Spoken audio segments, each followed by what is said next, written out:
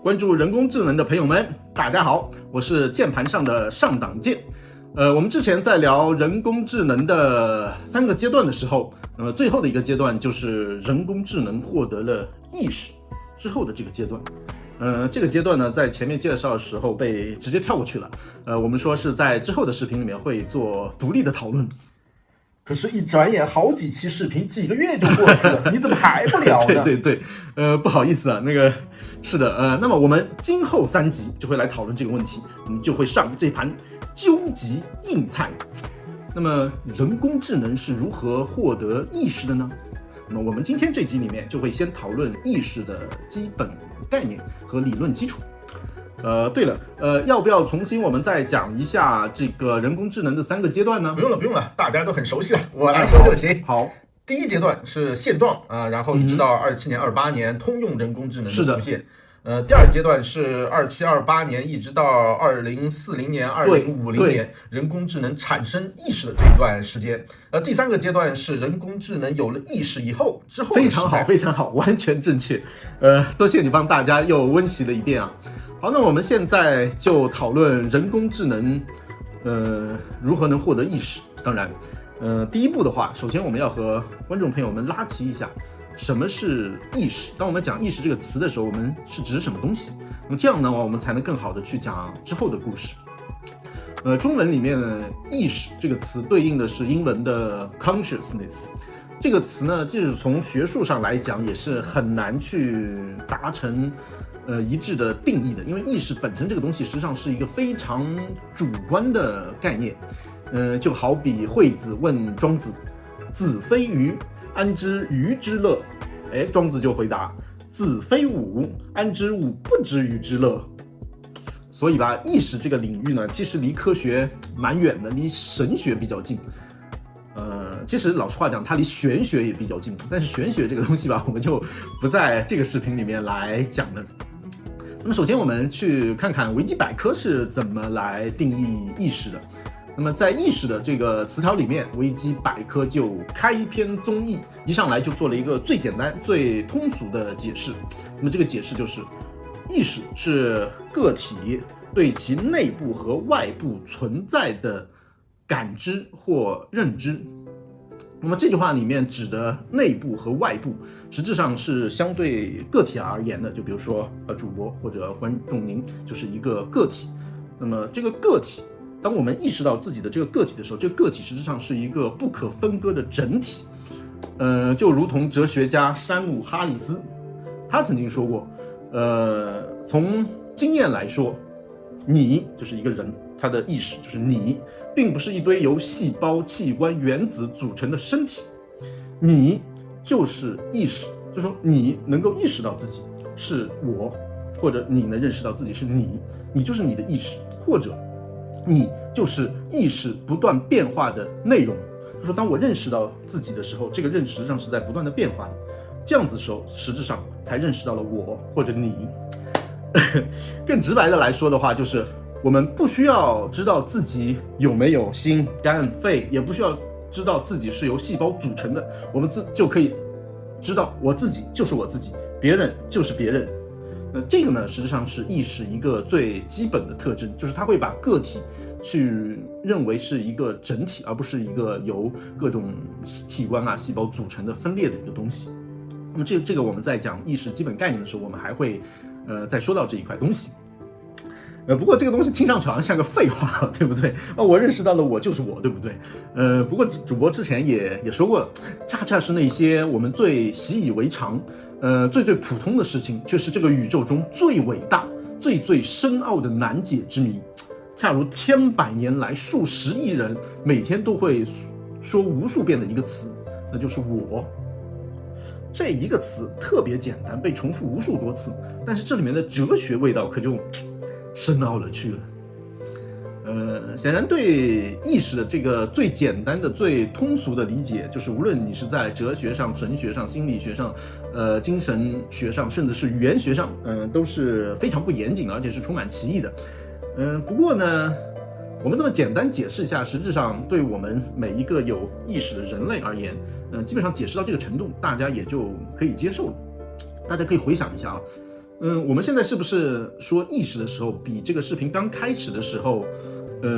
你更清楚了呢？当我们讲到意识的时候，你就知道这个是什么东西了，对不对？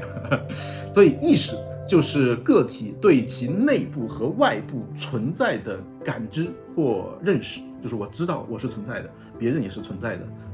这个摄像机也是存在的，就是意识。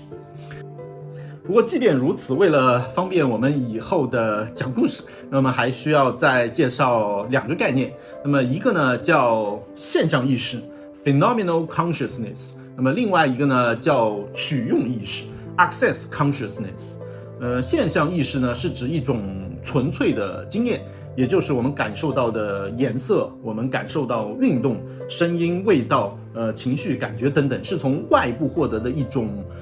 主观的体验。就比如说太阳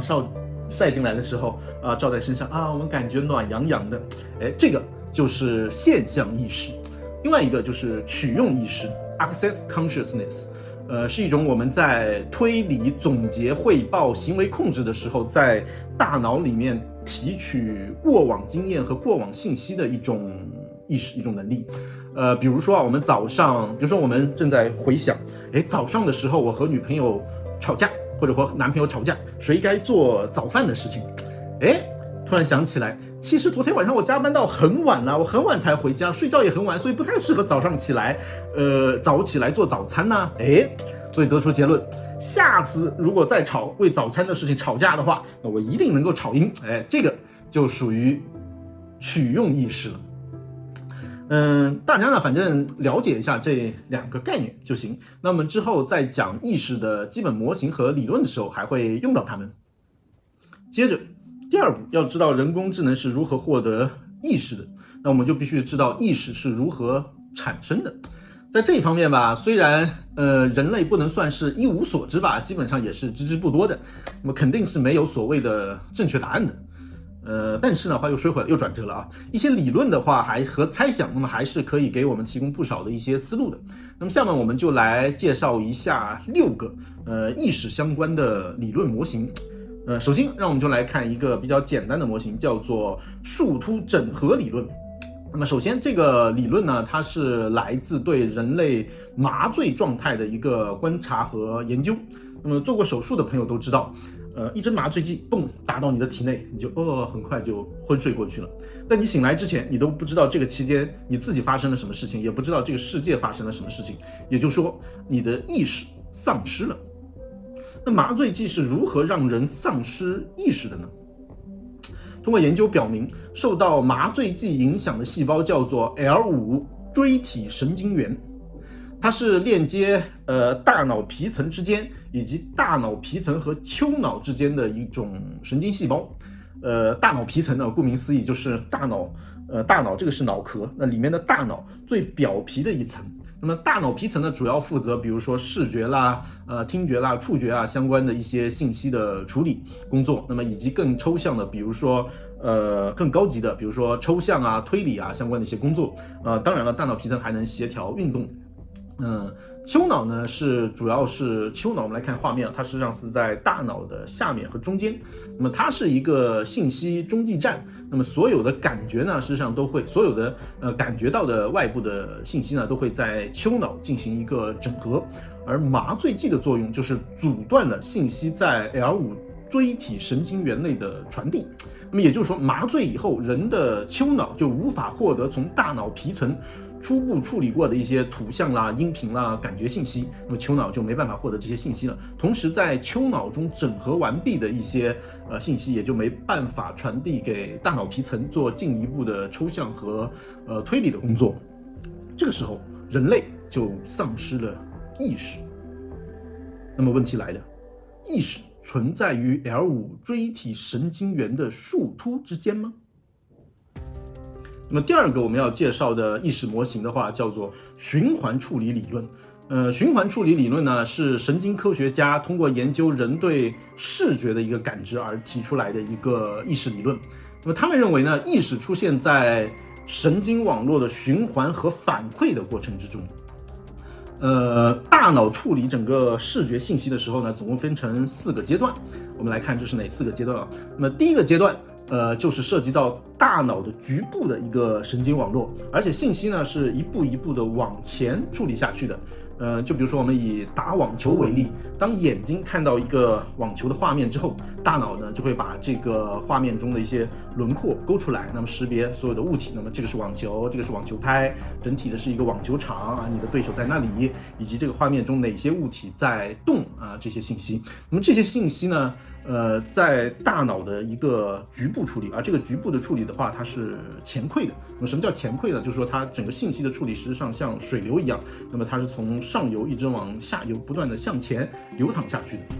那么当然了，就是说这个流淌下去，实际上它只发生在大脑的一个局部的部分，就比如说处理视觉的这一块地方。也就是说这个时候呢，大脑只需要一小块的地方来处理这个信息，就可以了，它不需要整个大脑都来处理这样子的一个事情。而这个阶段的信息处理对于人来说，它是无意识的，也就是说，实际上你是感受不到这个阶段的。比如说，你现在在看主播的这个视频，但是你并不能感受到你的大脑是如何把这些各个不同的像素拼凑在一起，然后识别出，哎，这个主播我见过，哎，这是老面孔的，是不是？哎，你这个方面你是感受不到的，所以这一块的话，实质上是在一个无意识的情况下，进行的。那么我们就之后呢，就是进入了第二个阶段。第二个阶段呢，实际上是一个可以跳过的阶段。那么它呢，因为它是由人的注意力来引起的。那么我们继续以那个打网球为例，就比如说一个飞向你的网球，哎，被你的身体注意到了。那么经过第一阶段的处理信息呢，这时候你的大脑就会把这些信息传递到更广泛、更深层的一些区域去传递下去。就比如说大脑的前额叶，那么就是这里。大脑呢，这时候就会预测这个球飞过来的一个轨迹，然后它就会控制身体完成对这个球的一个击打。那么在这个阶段呢，实际上依然是无意识的。比如说我们都有这样子的一些经历，你有一个非常非常重要的事情，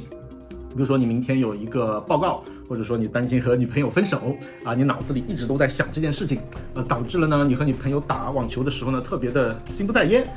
所以等到你晚上回到家以后啊，你依然是想着自己的心里的一些事情。到了第二天，你就回想，我昨天和朋友去打网球的时候，发生了什么事情啊？完全想不起来，对不对？往往会发生这样的事情。所以呢，第一阶段和第二阶段的一个信息处理呢，和对外界的反应都是无意识的。那么它就解释了一些现象。那么就比如说，人类的自我导航模式，就比如说你一边骑自行车，一边想问题啊，好重要的问题，一边骑一边想。就比如说你梦游，这个时候呢，实际上你都是无意识，人在自我的一个导航。然后过了这个事情，过了骑自行车以后，你是想不起来你骑自行车你路上发生了什么事情。那么其次呢，还解释了一些现象，就比如说动物它能看到、能够听到，也能对外界的刺激做一些反应，但是人类通常不认为他们是有意识，至少没有人类层次的一个意识。那么这些现象呢，实际上都是这个理论在第一阶段和第二阶段处理大脑处理视觉的时候，第一、第二阶段，那么它是无意识的，直接就把它处理掉了。那么好，我们现在就进入了第三阶段。那么视觉呢，在大脑局部进行一个反馈和循环，就是在大脑的一个局部进行一个反馈和循环。这个时候，现象意识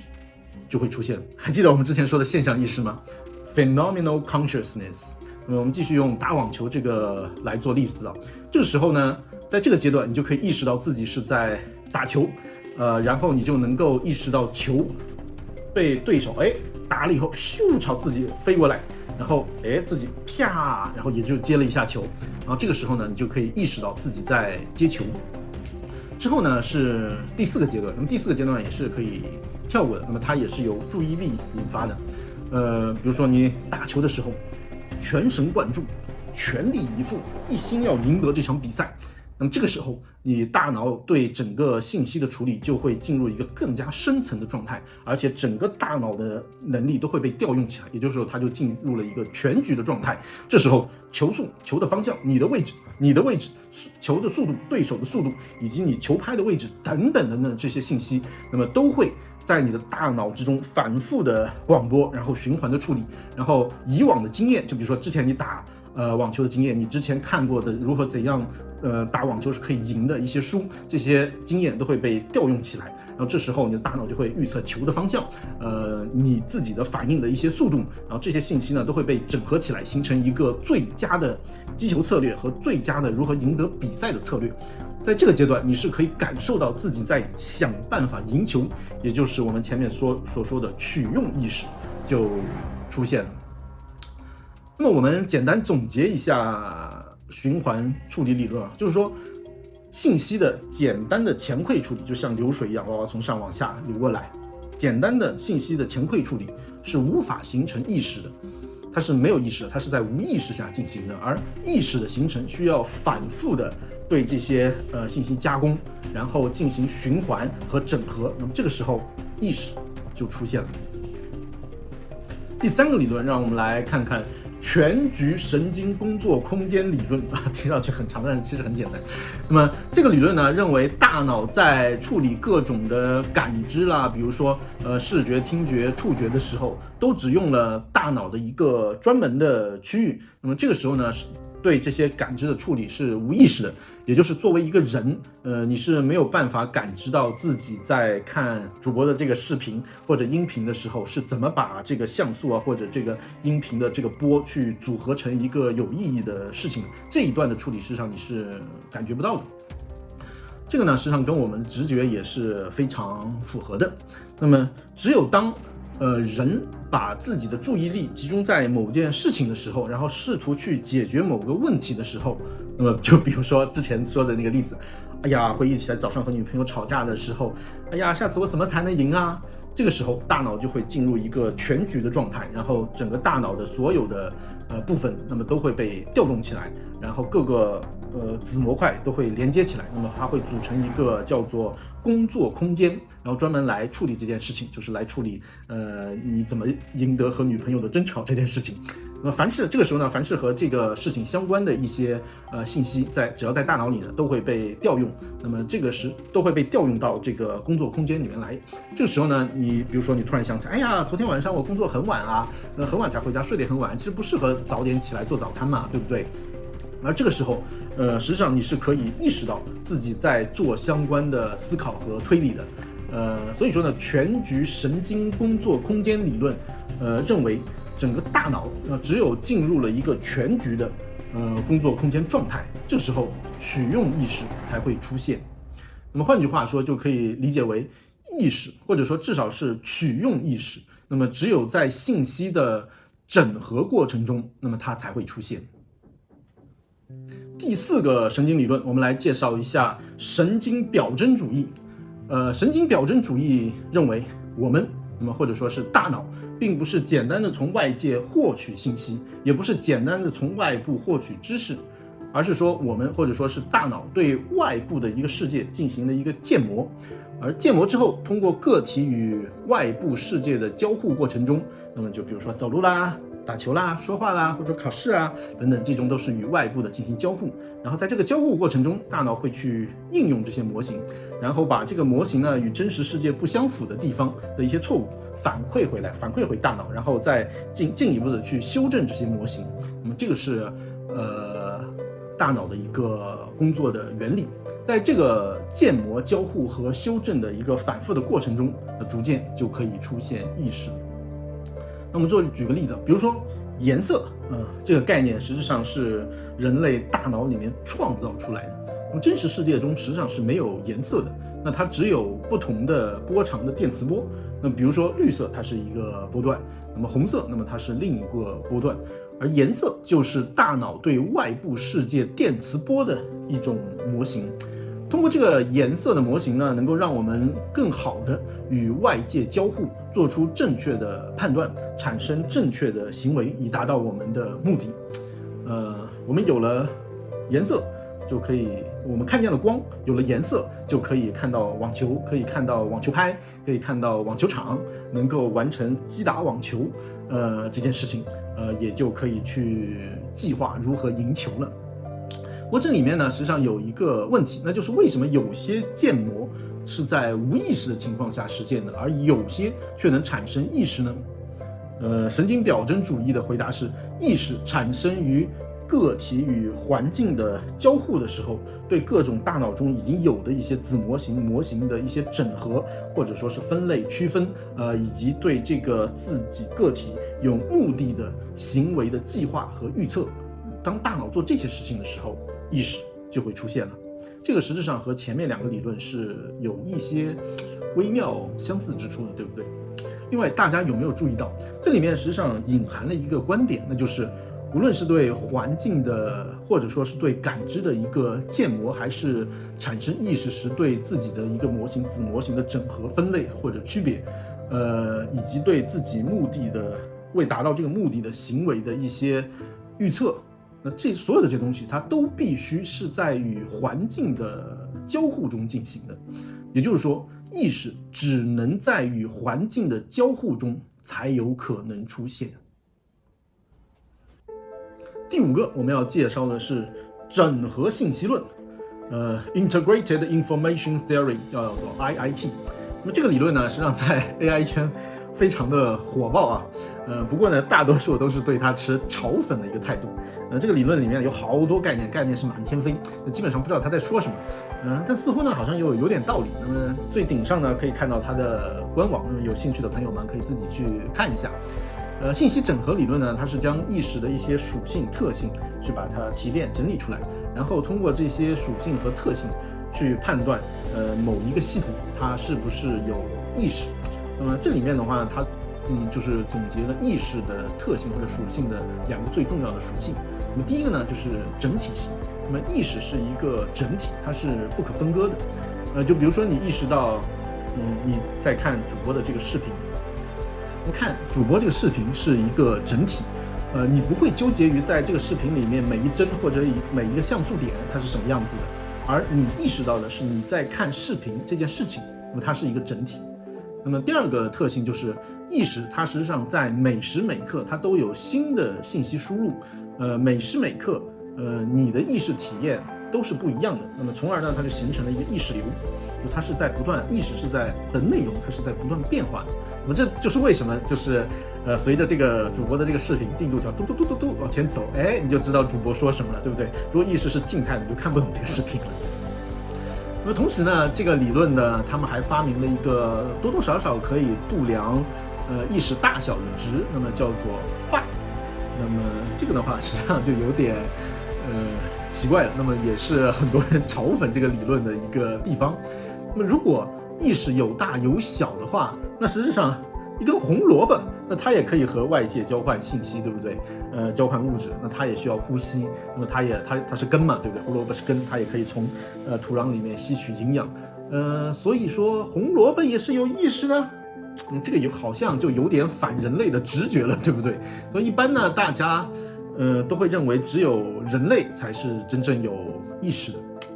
不过呢，这个话又说回来，无论是全世界的什么文明，在所有的古代人类，实际上他们都会兴奋，比如说万物有灵，对不对？所以理论上说，对于古代人来说，胡萝卜也是有灵魂的。那么到底是现代人对呢，还是古代人对呢？到底是神经表征主义对呢，还是信息整合理论对呢？这个就很难说了。另外呢，信息整合理论呢，整合信息理论呢，也做了一些预测。那么这些预测的核心呢是3个观点。第一个的话就是说，神经网络中同步激活大范围的神经网络，就是说，整个大脑所有的神经网络都被激活了。这个时候呢，实际上并不一定能够产生意识。那么除非这些神经元是按功能分区的，就像人类的大脑这样，这一块处理视觉，这一块处理听觉，另外一块负责推理，另外一块负责语言。那么这个时候，如果才大范围的激活整个神经元，它才有可能出现意识。另外的话，就是整个神经网络的话，它要达到一定的复杂程度之后，它才能产生意识。那么第2个推理的话，就是意识的体验是由系统内部产生的，就是说整个神经网络内部产生的，它不需要借助于外部的信息输入，也不需要有运动能力，或者说整个系统的可执行的部件。就是说整个意识实际上是可以由内部神经网络自发的产生。大家有没有发现，这一点其实和神经表征主义的预测是相反的？谁对谁错呢？另外第3点的话，就是他们认为意识是可以通过神经网络的大规模阻断而关闭的，反之亦然。也就是说，意识实质上是可以开关的。而这一点的话，实际上在我们介绍第1个理论的时候，比如说人麻醉的时候，意识就丧失了，等到麻醉药效过了，人就清醒了，似乎是有道理的。这个就是整合信息理论。第6个要介绍的理论就是我们之前第5集的视频，我们在聊人工智能的发展瓶颈的时候提到过的，意识的可能来源是量子效应。这个理论的名字呢叫做协调客观还原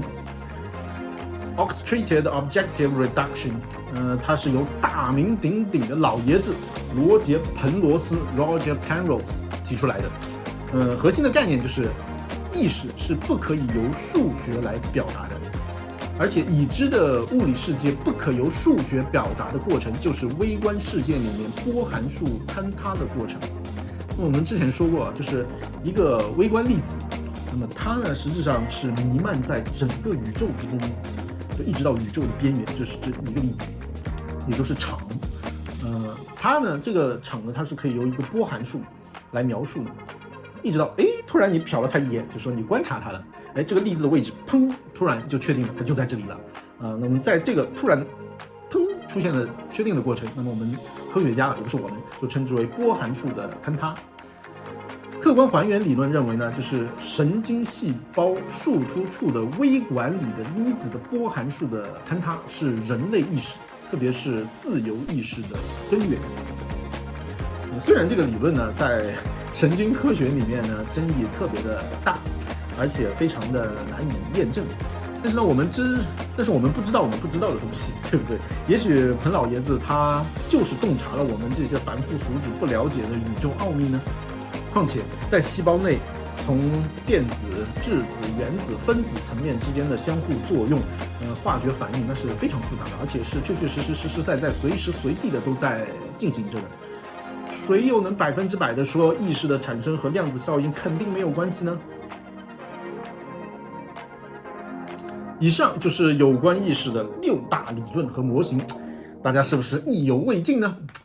在下面的2集中，我们就会进一步的讨论人工智能到底如何才能获得意识，